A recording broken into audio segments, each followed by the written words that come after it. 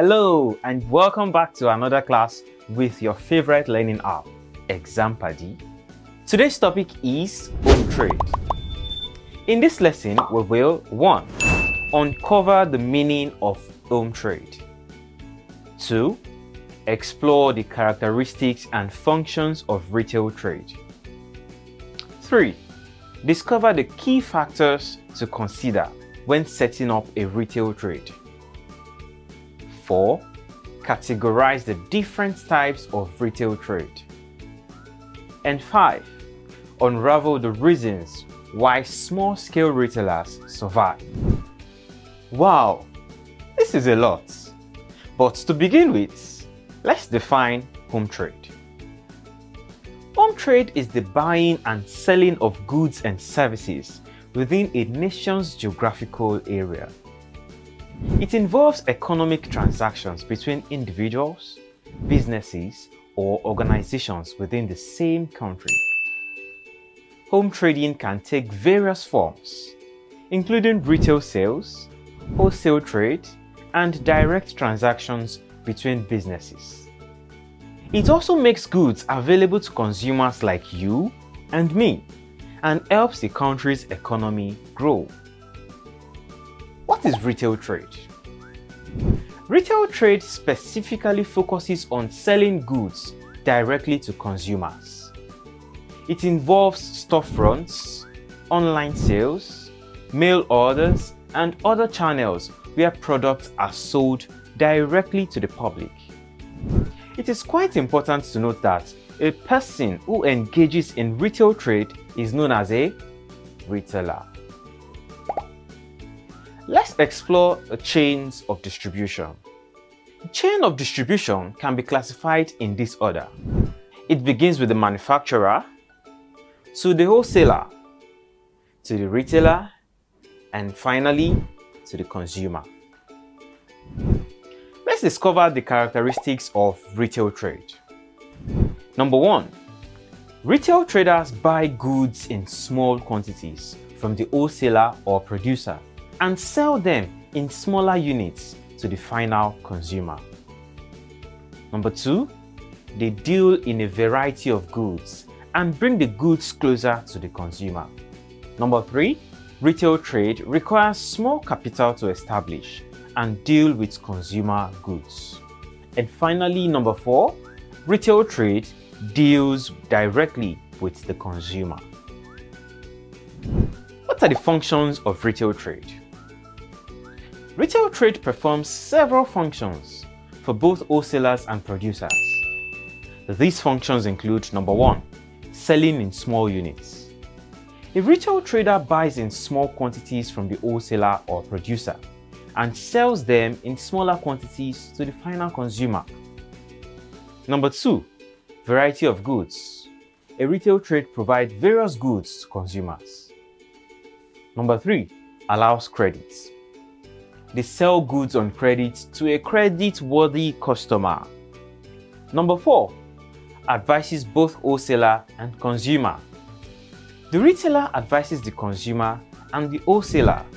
For instance, the retailer can advise the wholesaler on what goods to keep in stock. On the other hand, the retailer can advise the consumer on the best product to buy from him or her. Number 5. Offers after-sales service.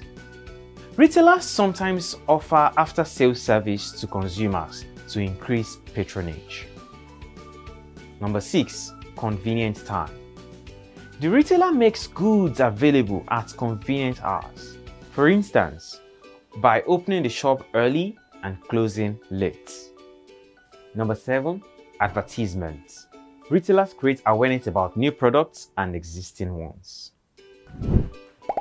Factors to be considered in setting up a retail trade. Number 1. Capital. This is a significant factor that must be considered before setting up a retail trade. The amount of capital will determine the size of the business. Number 2. Price policy. The retailer must consider the product selling price and determine the best price policy. Number 3. Source of supply. The retailer must determine the source of supply to maintain a constant supply. Number 4. Type of goods. He must consider what he wants to sell and prepare his mind on the type of goods to be sold. Number 5. Experience.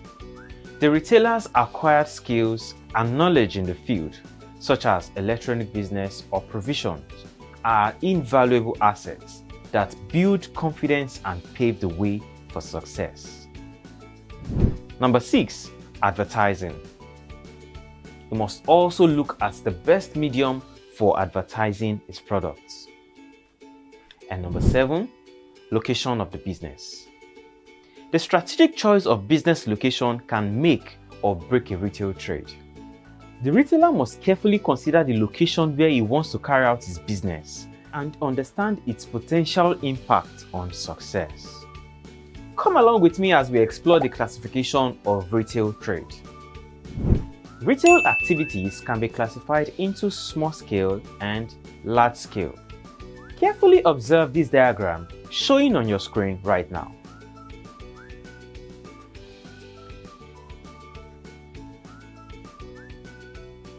You would observe we have small scale and large scale, and the various departments under each of them.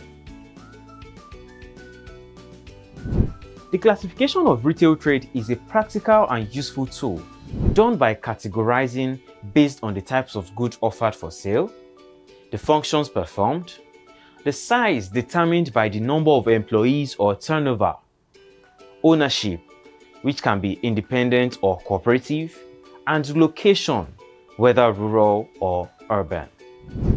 We will continue in this lesson by exploring small-scale retailing.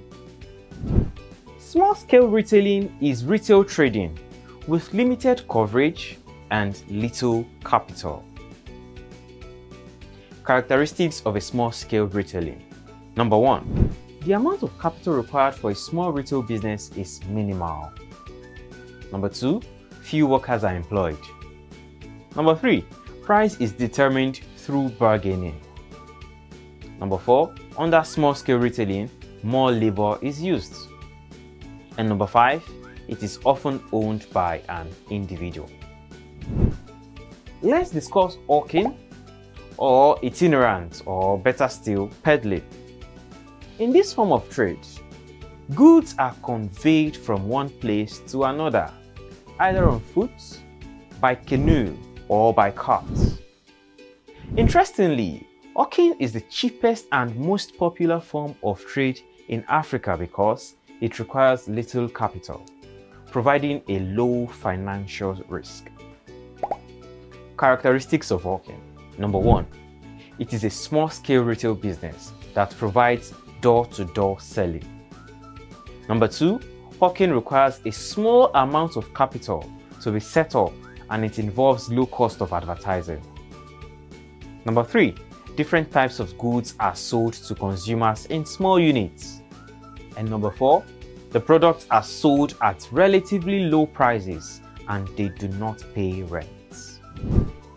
Advantages of hawking. Number 1. A small amount of capital is required to set it up. Number 2. It provides people with the opportunity to be self-employed. Number 3. Hawking covers more ground, thereby increasing sales and profits.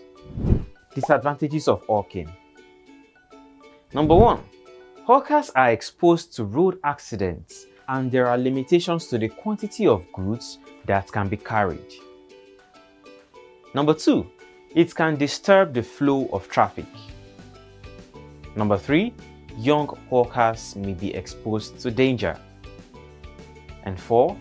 Hawking can also contribute to littering and refuse problems. To proceed, we will be discussing mobile shop.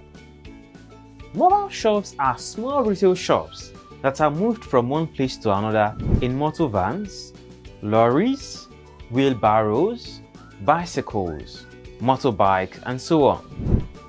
A wide range of goods are arranged in them and moved from one place to another. Mobile shops advertise their goods by ringing bells, playing music, and so on. Next, we'll be discussing street or roadside trading.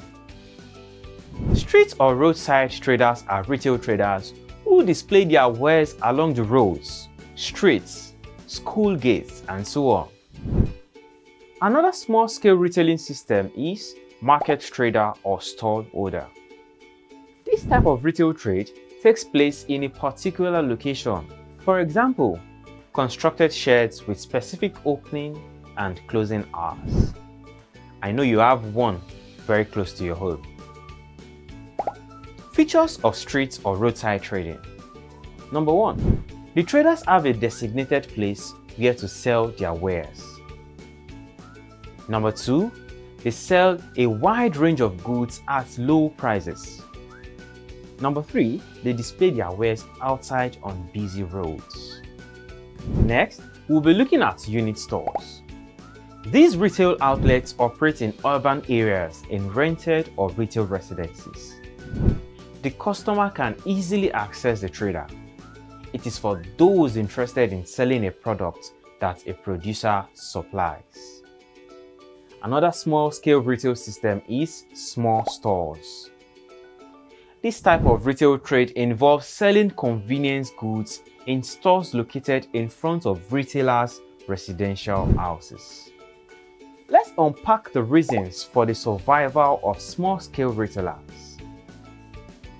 Small-scale retailers still exist despite the competition faced by larger forms of retailers. The reasons include: number 1, small capital. The amount of capital needed to set up a retail trade is small compared to a large-scale business. Number 2, decision-making agility. Small-scale retailers possess a unique ability to swiftly make decisions, enabling them to effectively navigate and adapt to rapidly changing market conditions. Number 3, combining retailing. A retail business can be combined with other jobs. Number 4, low overhead costs. The cost of running a small-scale business is low compared to that of a large business. Number 5, family assistance. The retailer can easily get assistance from family members. Number 6, sales in small units and easy relocation. Small-scale retailers sell in smaller quantities to their customers than large-scale retailers and can easily move from one place to another. And number 7, simplified setup process. Small-scale retailers enjoy the advantage of not requiring any special setup procedures, making it easier to start their business. Small-scale retailers encounter some difficulties in establishing their business. Some of these difficulties include: number 1, some small-scale retail businesses are located where customers cannot exercise free choice over a wide range of goods, thereby exposing them to competition from multiple organizations. Number 2, they lack expertise in the functions of retailing and advertisement, and goods are often not insured. Number 3, small-scale retailers sometimes need more capital for investment and expansion and often suffer in discrimination where they require credit facilities to run the business. At this point, we've come to the end of this lesson. Here are some tasks to evaluate yourself. Number 1, analyze the concept of home trade and provide a relevant example. Number 2, examine the key characteristics and functions of retail trade. Number 3, investigate the crucial factors when establishing a retail trade business. Number 4, illustrate the different types of retail trade. And number 5, summarize the reasons behind the resilience of small-scale retailers in a competitive market. I believe you now have a deep understanding of home trade. Join me in our next lesson as we explore more topics. Until next time, bye for now.